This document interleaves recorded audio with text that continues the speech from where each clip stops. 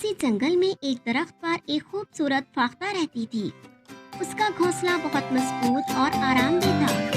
एक दफा फाख्ता अपनी खुराक की तलाश में जंगल से काफी दूर हरे भरे खेत में जा पहुंची।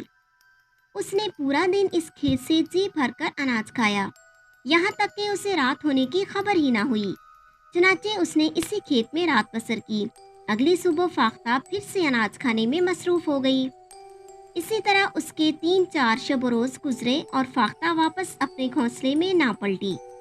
दूसरी तरफ एक कबूतर की नजर फाख्ता के घोंसले पर पड़ी। कबूतर ने घोंसले को देखा और सोचा, इतना आरामदेह घोंसला और वो भी खाली, क्यों ना मैं इस घोंसले को अपना घर बना लूं। चुनाचे वो इसमें रहने लगा।